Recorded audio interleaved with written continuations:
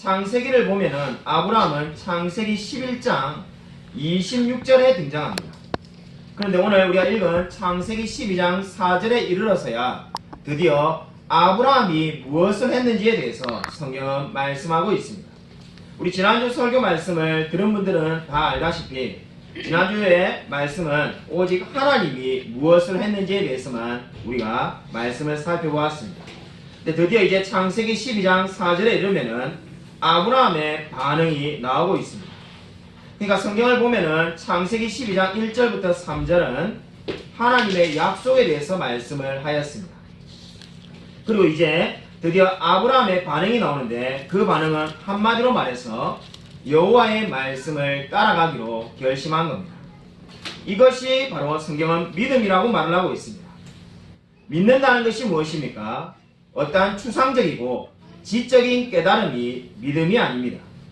믿는다는 것은 내가 예전에 모르던 것을 많이 알게 된 것만을 의미하지 않습니다. 오늘 성경을 보면은 믿는다는 것은 적극적이며 행동으로 나타나게끔 되어 있습니다.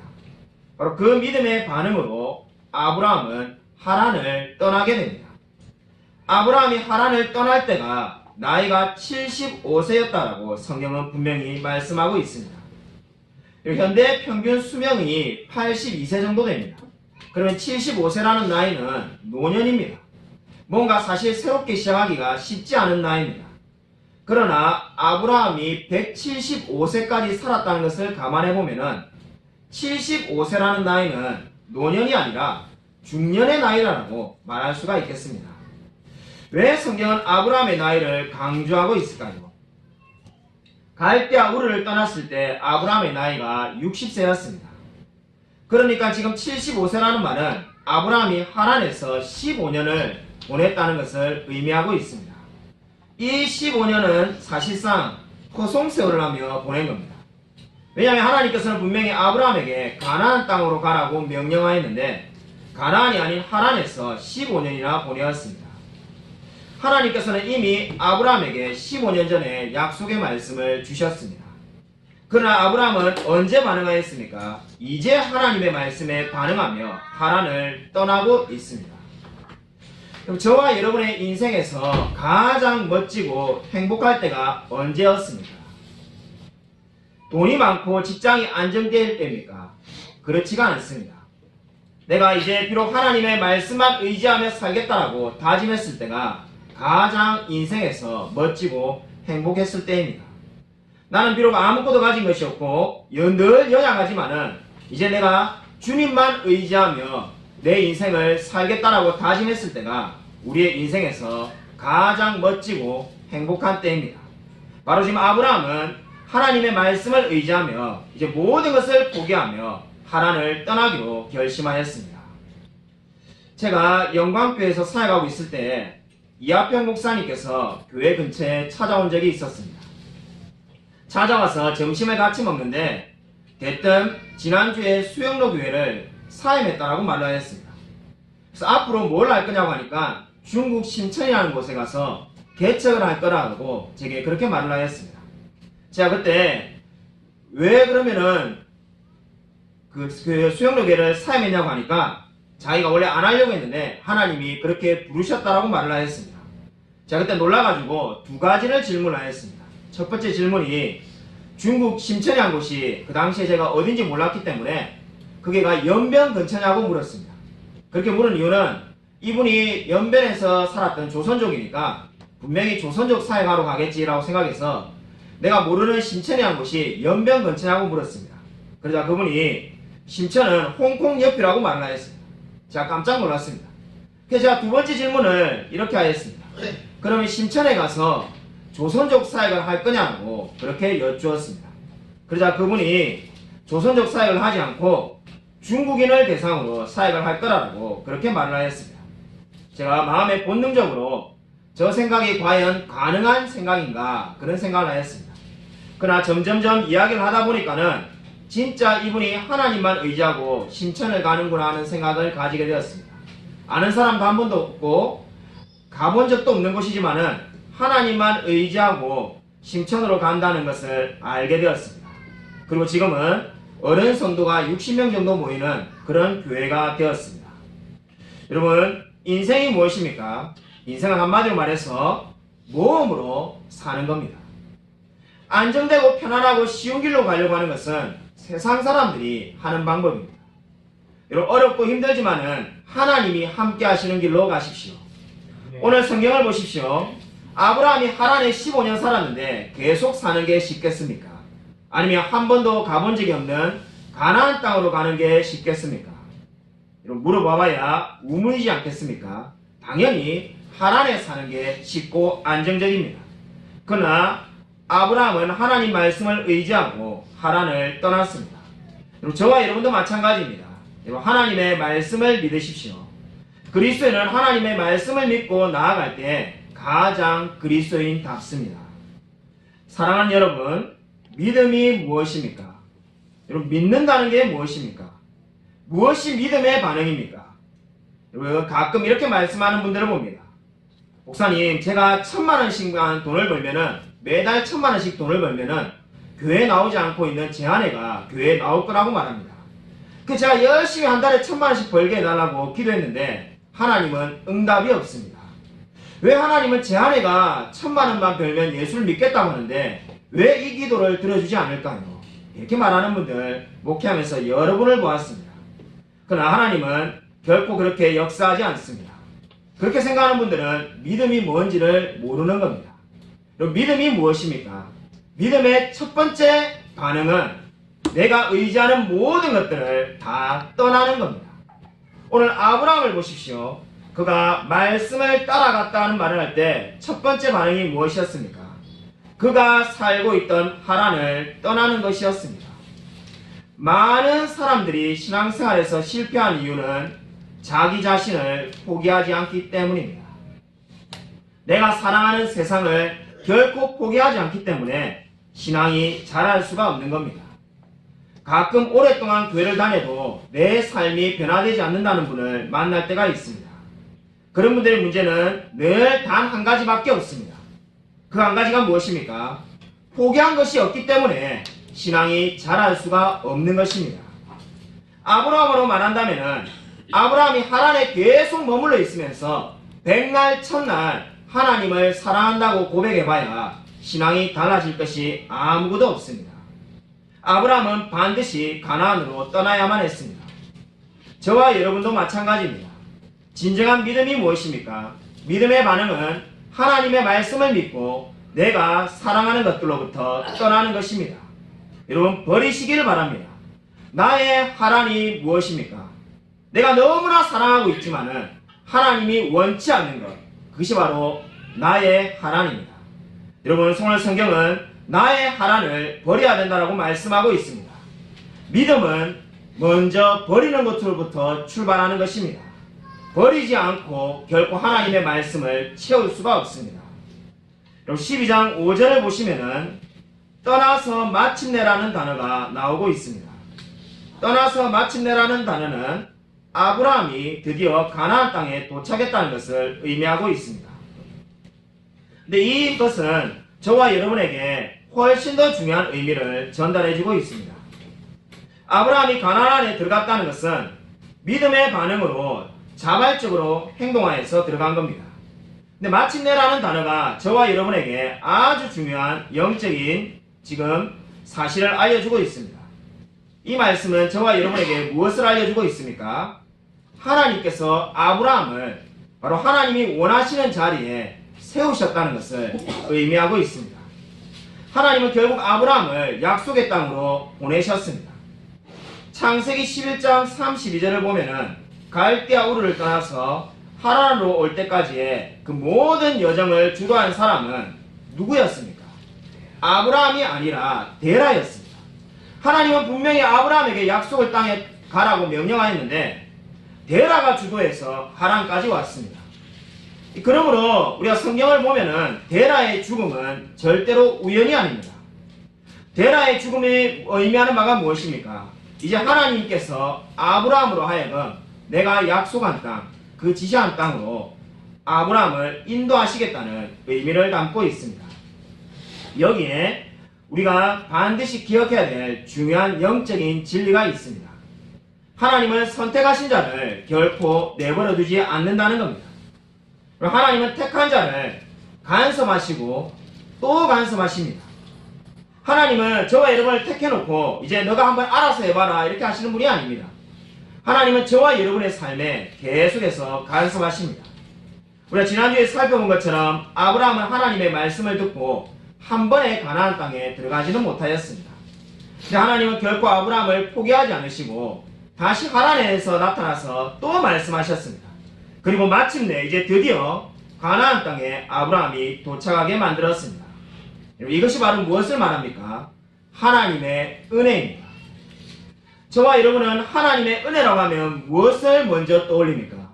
수많은 성도님들이 하나님의 은혜라고 하면은 내가 지금보다 좀 더 잘 되는 것을 떠올립니다. 내가 지금보다 좀 더 좋은 직장에 다니고, 지금은 비록 비정규직에 있지만은 정규직이 된다든지, 내가 지금 비록 전세에 살고 있지만 이제 몇 년 뒤에는 아파트를 구입한다든지 좀 더 잘 되는 것이 하나님의 은혜라고 생각하는 분들이 많습니다. 오늘 성경이 말하는 하나님의 은혜가 무엇입니까? 하나님의 간섭하심입니다. 하나님이 아브라함 마음대로 살지 못하도록 끊임없이 간섭하시는 것, 그것이 바로 하나님의 은혜입니다. 아브라함은 자기 아버지의 뜻을 따라 하란에 머물러 있지만은 결코 하란에 영원히 머물 수 없게 간섭하시고 또 간섭하시는 것, 이것이 바로 하나님의 은혜입니다. 여러분, 저와 여러분에게도 하나님이 마찬가지입니다.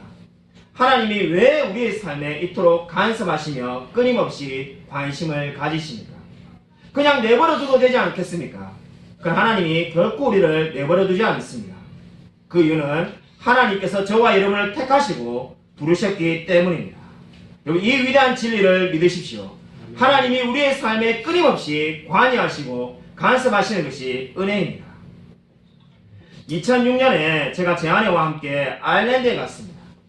단돈 200만원을 가지고 아무도 아는 사람이 없는 아일랜드에 갔습니다. 제가 갈 때는 제 나름대로 계획이 있었습니다. 제 아내가 당시에 뉴욕 간호사 자격증을 가지고 있었는데 바로 뉴욕에 갈 수 있는 형편이 아니라서 중간 지역이 마치 아브라함이 하란에 머물러 있는 것처럼, 그때 그런 생각까지 한 건 아닙니다만은 아일랜드에 좀 머물러 있다가 영어 점수를 따면은 뉴욕에 가야 되겠다 이렇게 생각하고 아일랜드에 갔습니다. 어떻게 돈 200만원 가지고 아일랜드에서 살 생각했는가? 제 나름대로 계획이 있었습니다. 돈은 없지만은 아내가 영어를 꽤 하니까는 가서 빨리 병원에 취업하고 돈을 벌고 나면은 제가 영어 실력이 좀 늘면은 저도 일을 하고, 그래서 그렇게 되면은 좀 안정적이질 때 이제 뉴욕으로 건너가야 되겠다 이렇게 계획을 세웠습니다. 가자마자 첫 번째 한 것이 하루 일과가 아침에 눈 뜨면은 병원이나 널싱홈에 아내와 같이 더블린 시내를 걸어 다니면서 이력서를 넣는 겁니다. 요즘같이 스마트폰이 없으니까 어디에 병원이 있는지는 모르지만은 그냥 길을 걷다가 병원 나오면은 이력서 넣는 겁니다. 널싱홈 보이면 그냥 넣는 거죠. 그렇게 50군데도 넘게 넣었습니다.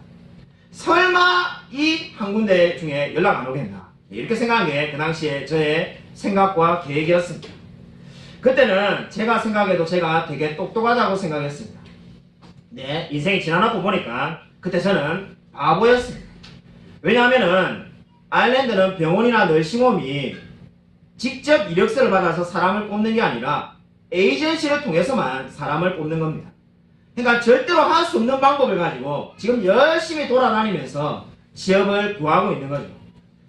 자, 그 당시를 떠올리면은 늘 떠오르는 말이 있는데, 우리가 흔히 하는 말로 머리가 나쁘면 손발이 고생한다 이런 말이 있습니다.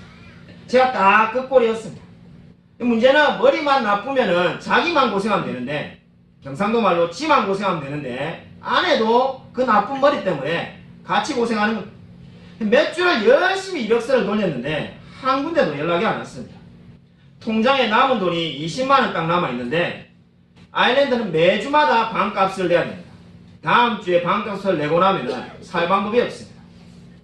둘이 같이 예배를 드리는데 이 눈물이 하염없이 흐릅니다. 그래서 눈물이 흐르는데 이 아내가 보는데 울지 않으려고 참고 혼자 바다를 한번 걸어보았습니다.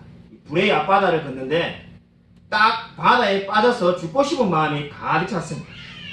제가 그 전까지만 해도 자살하는 사람을 진짜 한 눈곱만큼도 이해해 본 적이 없습니다. 자살하는 사람 정말 이해가 되지 않았습니다. 그때 제 마음에 사람이 이래서 자살을 하는구나 이런 생각이 들었습니다. 제가 아마 예수 믿지 않았으면 그날 자살했을 겁니다. 이제 도무지 살 방법이 없습니다. 한국에 돌아갈 수도 없고 아일랜드에 살 방법도 없는데 이제 할 수 있는 게 없는데 집에 돌아오니까 박정 사모가 이미 우리 가정 예배 드렸는데 또 예배 드리자 이렇게 말합니다. 할 수 있는 게 예배밖에 없다는 겁니다. 예배 드리는데도 힘이 없습니다. 예배를 드리고 나니까는 그 다음날에 집 앞에 있는 널싱홈에서 전화가 왔는데 그때 이제 알게 된 겁니다. 에이전시를 통해서 우리가 사람을 늘 뽑는데 당신이 이력서를 주고 왔는데 그 이력서를 통해서 당신만 특별히 한번 뽑겠다라고 전화가 왔습니다. 그래서 계속 아일랜드에 살 수가 있었습니다. 그때 제가 깨달은 것이 하나 있었습니다. 인생은 내 생각과 내 머리로 사는 것이 아니라는 것을 깨닫게 되었습니다. 사람이 자기의 길을 계획할지라도 그 걸음을 인도하시는 분은 여호와시라는 말씀은 언제나 진리입니다. 내가 아무리 많은 계획을 세워도 내 뜻대로 다 되지가 않습니다. 혹시 우리 가운데 2019년도에 내가 어떻게 살까 염려하는 분 계시지 않습니까? 이제 경제가 더 안 좋아진다는데 나는 뭘 먹고 어떻게 살 수 있을까? 그렇게 염려하지 마십시오. 내가 나의 인생을 결정하는 사람이 아닙니다. 저와 여러분의 인생의 키를 쥐고 계신 분은 하나님이십니다. 저와 여러분을 하나님의 품으로 부르신 그 하나님께서 지금도 저와 여러분의 삶을 끊임없이 간섭하시며 인도하고 계십니다. 여러분, 우리의 인생을 주인이신 하나님께 온전히 맡기십시오. 그리고 그분께 모든 것을 의지하십시오. 바로 오늘 성경은 그렇게 말씀하고 있습니다. 저와 여러분이 하나님께 모든 것을 의지할 때 주님께서 반드시 인도하실 줄로 믿습니다. 여러분 6절 말씀을 함께 읽겠습니다. 우리 6절 말씀 같이 함께 읽겠습니다. 네, 시작. 아브라함이 그 땅을 지나 세겜 땅 모래 상수리 가문에 이르니 그때 가나안 사람이 그 땅에 거주하였더라. 6절에 보시면은 모래라는 단어는 예언자라는 뜻을 가지고 있습니다. 쉽게 말하면은 무당이나 점쟁이를 가리키는 겁니다. 이 모래 상수리 나무라는 것이 어떠한 지명을 가리키고 있지 않습니다. 모래 상수리 나무는 예언을 하는 상수리 나무라는 뜻입니다. 예언을 하는 상수리 나무. 그러므로 이 단어가 저와 여러분에게 무엇을 알려주고 있습니까? 당시에 가나안 사람이 얼마나 음란한 종교 생활을 하고 있는지를 알려주고 있습니다. 한마디로 당시에 가나안 사람들은 나무가 예언을 한다라고 믿는 사람들이었습니다. 문제가 무엇입니까? 문제는 이곳이 약속의 땅이라는 데 문제가 있었습니다. 이 아브라함이 보기에 약속의 땅이 어땠을까요? 아브라함은 하란을 떠나서 가나안 땅에 오면 뭔가 다를 거라는 기대를 가지고 분명히 왔을 겁니다. 하나님이 약속의 땅이라고 했으니까 분명히 기대가 되지 않겠습니까? 근데 막상 가나안 땅에 와보니까 가나안 땅이 하란이나 별반 차이가 없습니다. 어쩌면 가나안 땅이 더 심각하게 더 우상을 섬겼는지도 모릅니다. 중요한 것은 가나안 땅에 아브라함처럼 하나님을 섬기는 사람은 아무도 없었다는 겁니다. 아브라함 마음 가운데에 이게 무슨 약속의 땅인가라는 생각이 안 들래야 안 들 수가 없습니다. 그래서 아브라함은 계속 구절이 말하는 것처럼 남쪽으로 내려갔습니다. 남쪽으로 내려간 이유는 혹시나 정말로 이 땅이 이러한 모습이 아닌 하나님을 섬기는 모습을 담고 있는 땅이 있을까 싶어서 계속 내려갔습니다. 그러나 그러한 곳은 그 어디에도 없었습니다. 여기서 저와 여러분은 한 가지 질문을 던지지 않을 수가 없습니다. 왜 아브라함은 하나님께서 가나안으로 자신을 보낸 것이 실수였다고 여기면서 하란으로 되돌아가지 않았을까요? 여러분 그런 생각 한번 해보지 않았습니까? 이 아브라함이 정말로 가나안으로 자신을 보낸 것이 실수였다라고 생각하면서 하란으로 되돌아갈 수도 있지 않았습니까? 이 예언하는 상수리 나무를 보면서 여기서 사는 것은 너무나 힘들다라고 생각하며 하란으로 다시 되돌아가야 되겠다는 그런 반응을 보일 수 있었을 건데 그렇게 되돌아가지 않은 이유가 어디에 있습니까? 이 아브라함은 믿음이 엄청나게 대단한 사람도 아니었습니다. 근데 되돌아가지 않은 이유가 어디에 있습니까? 그 이유는 바로 7절이 말씀하는 것처럼 하나님께서 아브라함에게 다시 나타나셨기 때문입니다. 아브라함에게 하나님이 다시 나타나셨다는 것은 하나님 또한 그 가나안 땅에 계셨다는 겁니다. 지금 저와 여러분이 생각하면은 하나님이 온 세상에 충만하신 분인 것을 다 알기 때문에 너무 당연한 이야기입니다. 그러나 여러분, 아브라함의 입장에서 보면은 하나님이 가나안 땅에 계셨다는 것은 아브라함에게 너무나 놀라운 일이지 않을 수가 없습니다. 아브라함은 하나님을 어떻게 알고 있습니까? 갈대아 우르에서 말씀하시는 분이었습니다. 그리고 하란에서 말씀하였습니다. 근데 지금 이 가나안 땅에 왔는데 가나안에서 또 하나님이 말씀하고 있습니다. 이것은 무엇을 의미하는 겁니까? 하나님은 가나안에서도 하나님이시라는 겁니다. 그러므로 이때 아브라함은 사도행전 17장 26절이 말하는 위대한 진리를 깨닫게 되었을 겁니다. 사도행전 17장 26절을 보면은 하나님께서 모든 민족의 연대를 정하시며 모든 사람들의 거주를 한정하시는 분이라고 말씀하고 있습니다. 그러므로 지금 이 아브라함은 가나안에서 하나님을 만나고 모든 민족을 움직이시는 분이 바로 하나님이라는 것을 알게 되었을 겁니다. 그렇기 때문에 아브라함은 이 약속의 땅이 하나님을 믿지 않는 사람들로 가득 차 있지만은 결코 떠나지 않을 수 있게 되었습니다. 그리고 이제 하나님을 만난 아브라함이 어떠한 믿음의 반응을 하였습니까? 7절 하반부에 보시면은 그곳에서 제단을 쌓고라고 말을 하고 있습니다. 여기에다가 밑줄을 그어 두십시오. 그곳에서 제단을 쌓고, 이 그곳이 어디입니까? 바로 하나님을 알지 못하는 곳입니다. 하나님이 가라고 명령했던 곳입니다. 바로 상수리 나무 아래서 지금 예언하는 상수리 나무를 믿고 있는 그러한 곳입니다. 근데 그곳에서 아브라함은 무엇을 했다는 겁니까? 하나님께 예배를 드렸다라고 성경은 말씀하고 있습니다. 7절 말씀에서 우리가 반드시 주목해야 될 순서가 있습니다. 첫째로 아브라함이 한 장소에 도착을 하였습니다. 그리고 두 번째로 하나님이 아브라함에게 말씀을 하였습니다. 세 번째로 아브라함이 단을 쌓았습니다.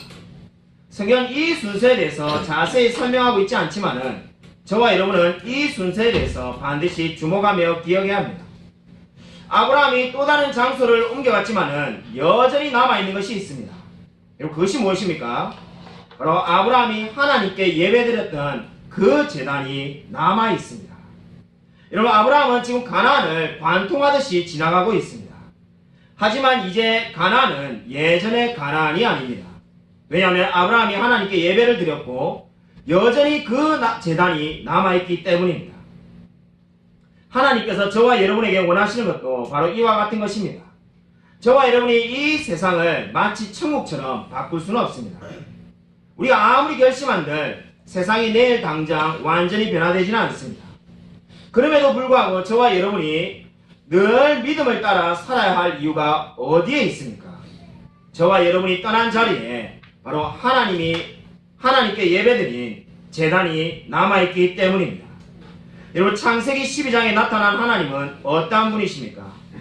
내일의 약속을 주시면서 오늘 주님께 예배하라고 말씀하시는 분입니다.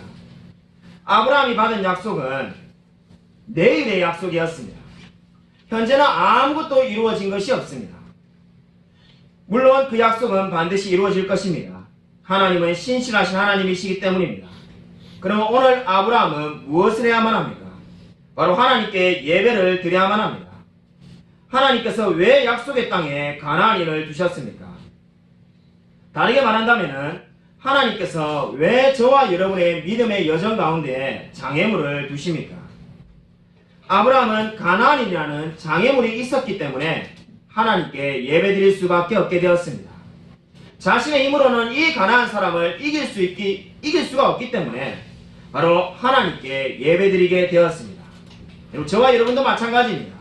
왜 우리의 삶에 어려움과 고난이 있습니까? 우리의 힘으로는 고난을 헤쳐나갈 수가 없기 때문입니다.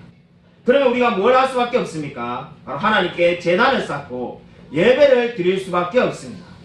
여러분, 바로 하나님께서 저와 여러분에게 고난이라는 장애물을 주시는 이유는 하나님만 의지하는 사람으로 만들기 위해서입니다. 그럼 오늘 성경이 저와 여러분에게 말씀하는 바가 무엇입니까? 내일의 약속을 바라보며 오늘 먼저 하나님께 제단을 쌓고 예배를 드리라는 겁니다.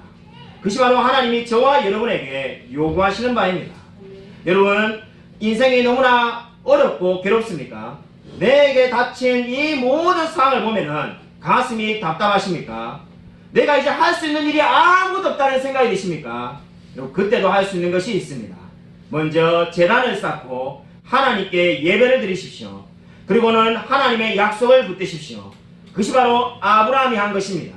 그 가나안 땅에 하나님을 믿는 자가 아무도 없는 곳에서 그는 하나님께 예배를 드렸습니다. 여러분, 인생의 어려운 가운데 먼저 주님을 의지하며 예배를 드리십시오. 2012년에 돌아가신 지관 스님이라는 분이 계십니다. 그분이 세상을 떠났는데 우리가 잘 아는 천주교 지도자이신 정진석 추기경이 애도의 메시지를 보냈습니다. 애도의 메시지가 극락왕생을 기원한다는 내용으로 애도의 메시지를 보냈습니다. 제가 당시에 불교를 잘 몰라가지고 극락왕생이 뭔가 의미를 한번 찾아보았습니다. 찾아서 읽어도 외우지 못하니까 제가 읽어드리겠습니다. 이 세상을 떠나서 아미타불이 살고 있어 아무런 괴로움과 걱정이 없는 안락하고 자유로운 세상에 가서 다시 태어나는 것을 의미한다. 자, 이걸 찾아보고 아무리 읽어보고 또 읽어봐도 여기에 기독교적인 메시지가 없습니다. 아니, 왜 성경을 믿는다는 분이 이 스님이 돌아가셨는데 우리가 그냥 한 사람의 죽음을 그냥 애도할 수 있지만은 왜 갑자기 극락왕생을 기원한다라고 말을 했을까? 도무지 이해가 되지 않았습니다. 여러분, 믿음이 있는 사람이 자신의 믿음과 일치하지 않는 말을 해서는 안 됩니다. 여러분, 이렇게 성경에 없는 이야기를 말하는 것은 결코 옳은 태도가 아닙니다. 오늘 성경이 저와 여러분에게 말씀하는 것은 믿음을 가지고 있다면 그 믿음대로 반응하며 살아가는 것입니다. 또 한 분의 일화를 여러분에게 말씀드리고자 합니다. 우리가 이름만 대면 모든 분이 아시는 이어령 교수님이 있습니다. 그분의 딸 돌아가신 고 이민아 목사님의 이야기입니다. 이분이 52세라는 젊은 나이에 위암 말기가 되어서 투병 중에 있을 때입니다. 그분이 땅에서 하늘처럼 이라는 책을 쓰면서 이런 말을 남겼습니다. 이 책을 쓰고 있는 저는 위암 말기 환자입니다. 근데 제 마음에는 늘 하나님께서 주시는 의와 기쁨이 있습니다. 저는 분명히 하나님께서 나의 여러 번의 질병을 고쳐주었기 때문에 지금도 고쳐주실 수 있다고 믿습니다. 그러나 어떠한 이유에서든지 간에 만약에 하나님께서 고쳐주지 않는다 할지라도 나는 성경이 말씀하는 대로 내 몸이 죽어서도 하나님과 함께 영원히 살 수 있다는 것을 믿고 있습니다라고 고백하였습니다. 여러분, 이 고백이 무엇을 의미합니까? 바로 하나님의 말씀에 믿음으로 반응하며 온전히 자신의 모든 어려움을 하나님께 맡기며 살아가는 모습을 보여주고 있습니다. 여러분 인생을 어떻게 살아가고 있습니까? 인생에 우리에게 수많은 어려움과 문제가 다가오지 않습니까?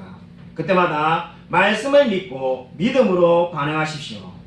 오늘 마지막으로 창세기 11장 29절을 보면은 갈대아 우르 시절에 있었던 아브라함에게 나홀이라는 형제가 있습니다. 창세기 11장 29절을 한번 보십시오. 읽지는 않겠습니다만은 11장 29절을 보면은 나홀이라는 이름을 다 찾을 수 있을 겁니다.